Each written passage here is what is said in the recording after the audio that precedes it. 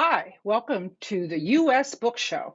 I'm Heidi MacDonald. I'm the editor-in-chief of The Beat at comicsbeat.com, and I'm very pleased to be here today for a spotlight on Head Wound Sparrow, a new graphic novel. The kind of creator, genesis of Oscar Isaac. Oscar, there's a lot of names in the credits, so we'll get to those, but this is kind of your baby, right? A little bit? Well, yeah, I guess you could say that.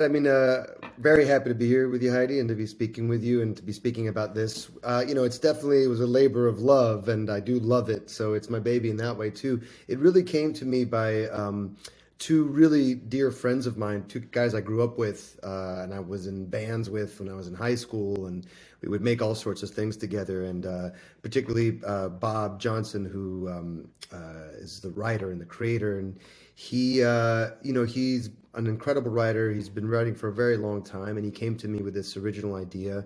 And originally we were playing with it as a thought for possibly a serialized television show. And John Alvey as well, who's another good buddy of mine, and they created this incredible world of Head Wounds together with this really compelling lead character and lead storyline. And so we worked on it that way, and I said I loved it, and I'd love to work, help them bring it to life. And as we were working on it, it's so fantastical, and the scale of it, is so big that we thought, instead of trying to get it small enough so that we have a chance at making it as a television show right off the bat, why don't we, almost in a way as a proof of concept, let's get an incredible artist, and let's go to Legendary and talk to them about making it into a comic, a graphic novel. And so we did that. And Robert Napton over at Legendary, he really spearheaded it for us, and we got Brian Buccellato, the incredible writer, to write it, and the astounding Christian Ward to do the artwork. And it really came together in such an amazing way. Yeah, I want to go back a little bit As well though as to the Jason, three. sorry, as well as Jason No, Schreier. no, that's You're yes. right, there's lots of credits We're on gonna there. we're gonna get everybody in, but Yeah. yeah, I want to talk a little bit about the three of you, like three Caballeros. I mean, you're three high school friends together. Like, were you just making up all kinds of things?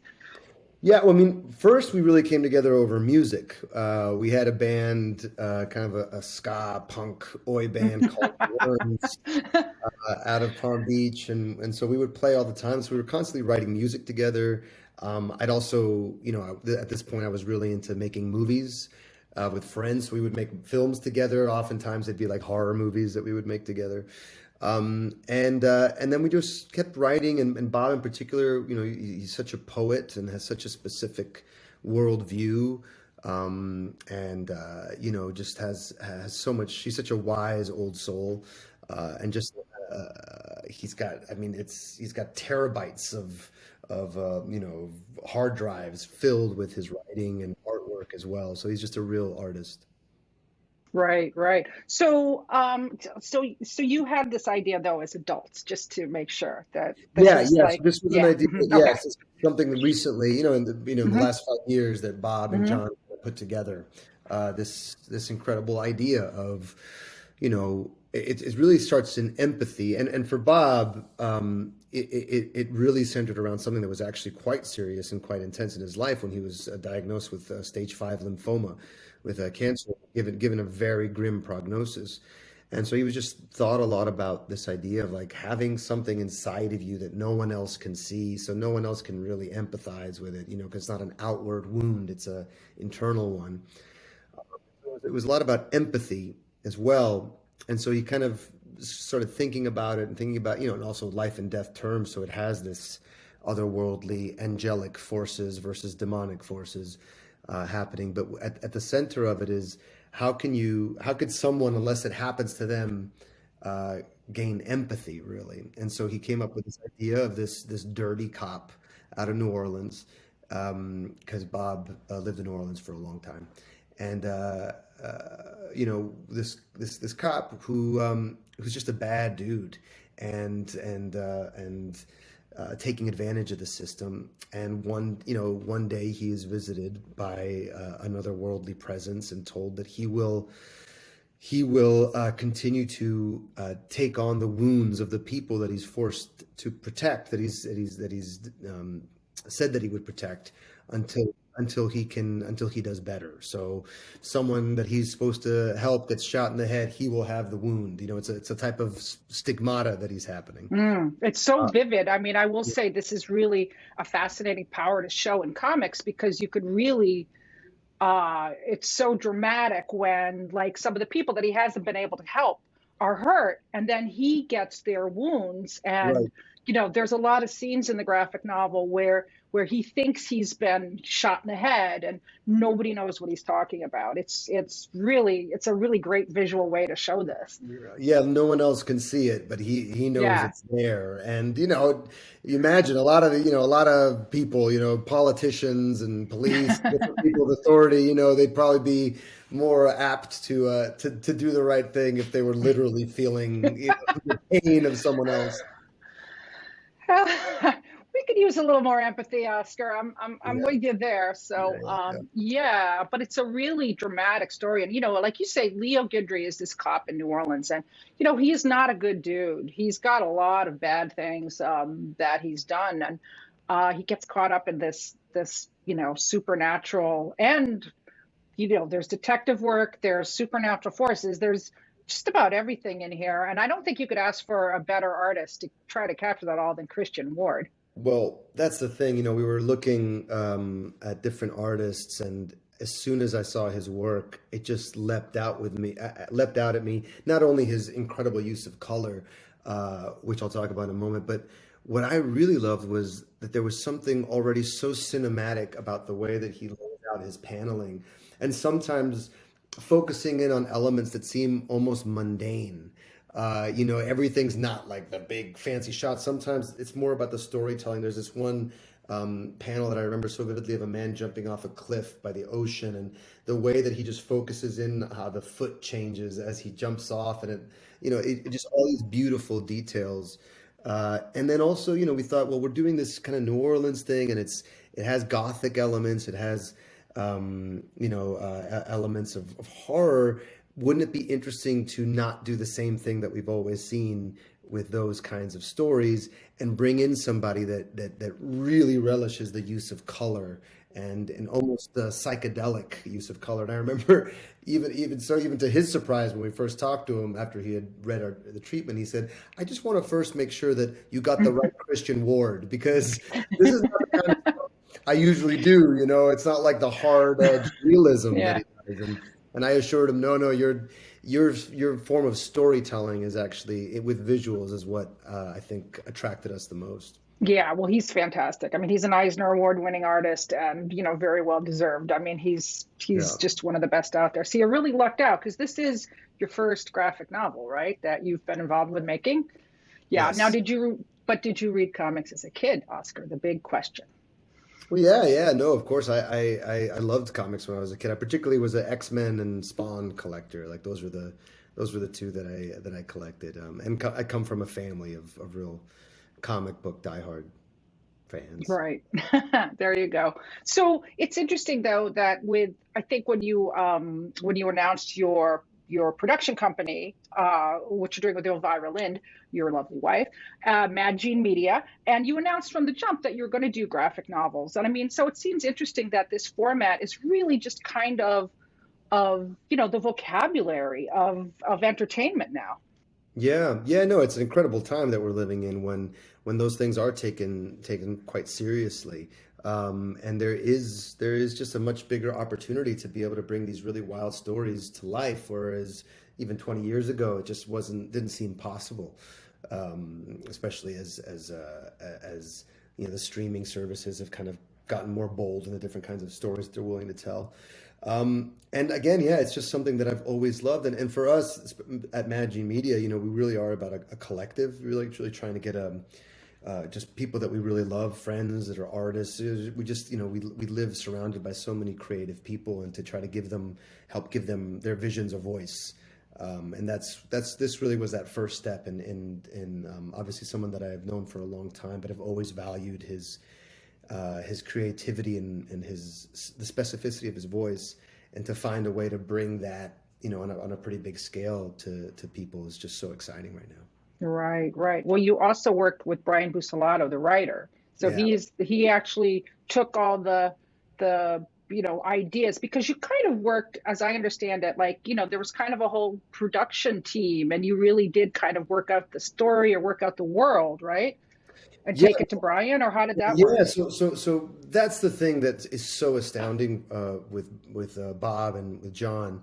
Uh, their world building is incredible. I mean, they had charts. It was like D&D. I mean, it was like there was like clear delineation of powers, of like where they stand, the status of these different creatures in this world, how they intersect with each other, what their battle has been over time. And so there was this vast world and vast language that was created to choose from. And then it was this great writer, Brian, that came in and was able to take all that, synthesize it, simplify it, and find the most potent way of realizing it on the page. Right, right. Well, there's I think you call it supernatural noir. I mean, there's a lot of different levels to the story, Yeah. and a lot of shocking things that happen. Right, right. Well, that's the thing, and again, it also plays with what is real, what can be seen, what cannot be seen.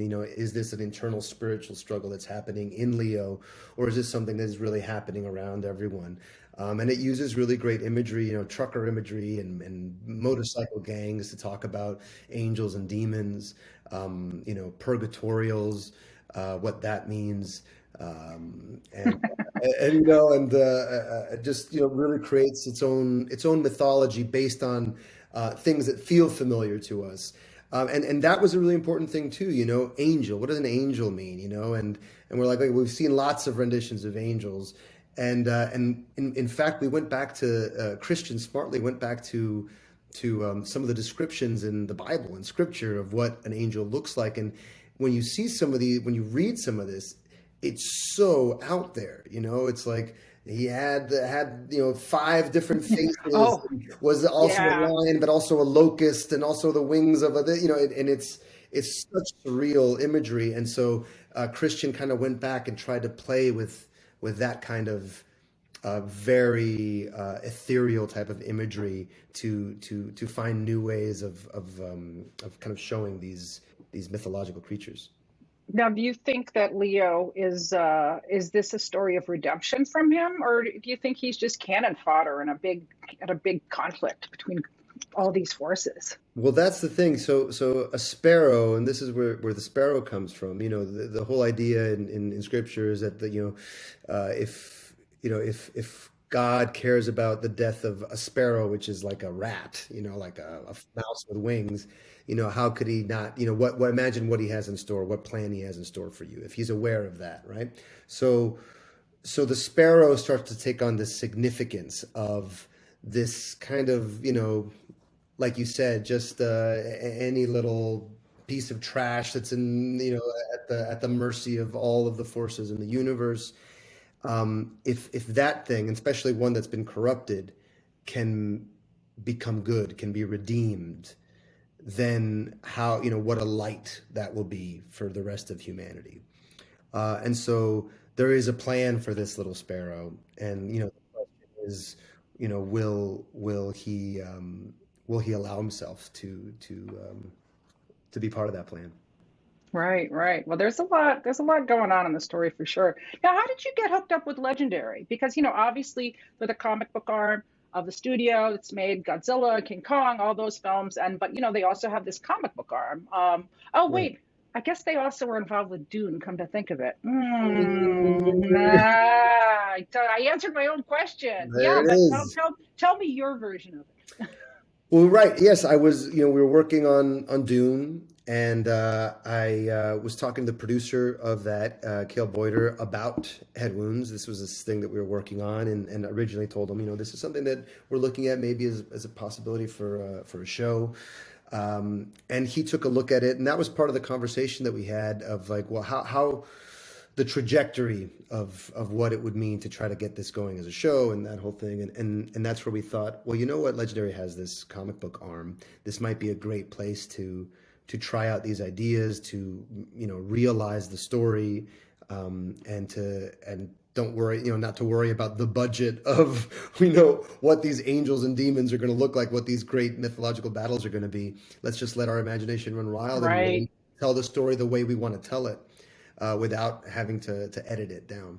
And right, so, right, so that's when he introduced us to the comic book team over at Legendary.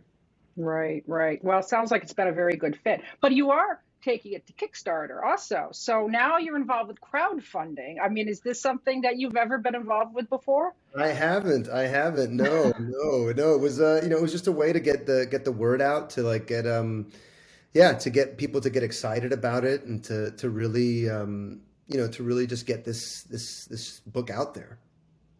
Yeah. So, you're part of the world of comics now. So, it's a big community. So, just be ready with crowdfunding and kickstarting and all of that.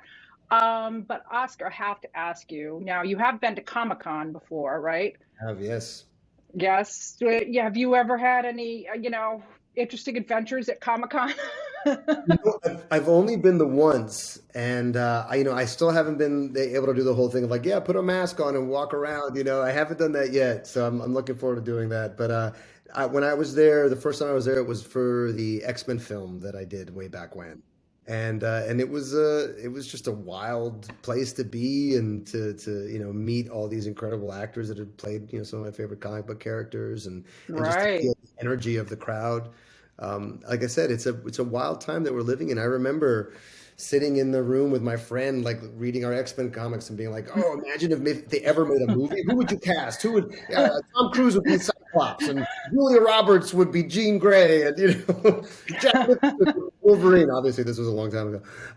So, so That's the pretty good though. That could have I been a mean, Wizard for like magazine, right? early Yeah. '90s casting, that's pretty good. Yeah.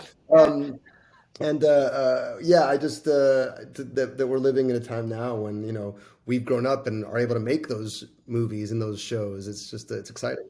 Did you read, I mean, Age of Apocalypse when you were a kid? Yeah, yeah, And of then course. you played Apocalypce, That's spoiler, why, Age because of Apocalypse. I loved that character so much growing up, and then when it came my way, I was like, yeah, I love this. It'd be Right, right. Do you, glad to. I mean, you've done, I mean, you are really known for doing a lot of fantasy and science fiction projects, but of course, wonderful real life, I gotta shout out Inside Llewyn Davis. I just love that movie so much. Sorry, I just had to do it. Mhm. Um, but I mean, I mean, are you just really drawn to that kind of material, to this fantastic material, or is it, It's both that I'm drawn to it, and also it happens to be a lot of the stuff that's come my way too, and for me it's always about, is it an interesting story worth telling, and is there a character that I would just feel like I'd have a lot of fun playing, and so I think, I don't know how it is that that's kind of fallen in that direction, but it's just I feel really fortunate that I've been able to do a lot of these projects. right, right. Do you find like acting? I know a lot of actors that I've talked to, um, with like acting against green screens. I mean, you must, hardly ever be in a room where there's an actual thing. And so many of these movies, I mean, is that, I've been told that you use your imagination more when there's that. I mean, you must enjoy that. It's part of the process as well. Yeah, it's true. You have to use your imagination. I mean, it's always great when there's a real set there. I mean, in any really less because you believe it more, but more because it can often inspire you to do better. You're like, wow, that production designer really brought it for this. I need to bring it too. Right, right. Well, I have a couple questions that came in on Twitter, so I'm going to ask you. So here's one from Denhoff25. That did you have a local comic shop growing up in Miami? Yes, well, yes, I did. So, when I was in Miami, there was a place called Country Walk that we lived by, and then across the street there was a grocery store called Sedanos, which is like the big like Latin grocery store, and right next to it there was this massive comic book shop, and I mean it was massive for me at the time, and that's where I would get all of my X-Men. And yeah, and then there was a place called Hooked on Videos, and that's where they had like a Street Fighter arcade game that I first got introduced to Street Fighter with, and so it was like this amazing little mall that had like all the great things that I ended up falling in love with. Right. That's great. Here's one actually from Dog Underwater on Twitter. Did you read or enjoy the the great Phil Noto, Charles Soule, Poe Dameron comics? Have you read any of them? I have. I got all of them. You know, I was so excited. That was the first time that a character of mine had been in a comic book that, I had created, this character. So I was really excited to see that and read about his parents and yeah, no, that was something that was a really special thing to see. That's awesome. Let's see. There's another one. Also from Dog Underwater. Do you have any plans to work with more Latin creators in the future?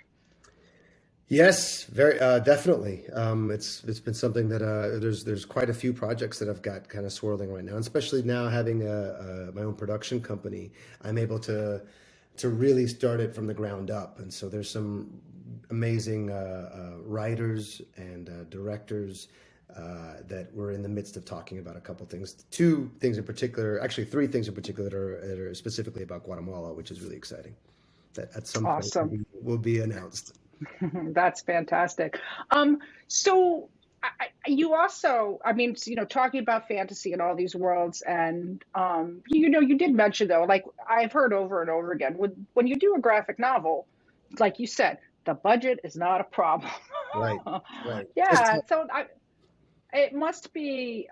I mean, how do you think that comics or graphic novels are just becoming more and more part of the whole entertainment landscape? I mean, they just seem to be such a fertile idea for ideas. Is this now you're part of it?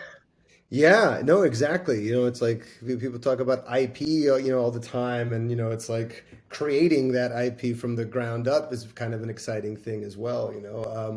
No, again, it's we're in an interesting time when we can look at some of these things. For me, comic books influenced me so much, and I used to draw as well and draw them, and the paneling and the way these stories are told, and the kind of mythic quality of them, and there are modern day myths, and so to be able to tell different stories, not just the same ones, but using these genres to tell which is the most important thing for me, telling really emotional, personal stories within these Hmm. genres is what's really fun Right. for me. I feel like that's what we try to do with Moon Knight, which was, you know, really tell a very deep story about trauma and DID using the language of the superhero genre, and particularly of Moon Knight, and then with Head Wounds, similarly, trying to tell a story about empathy and about learning how to feel the pain of other people and to make a difference,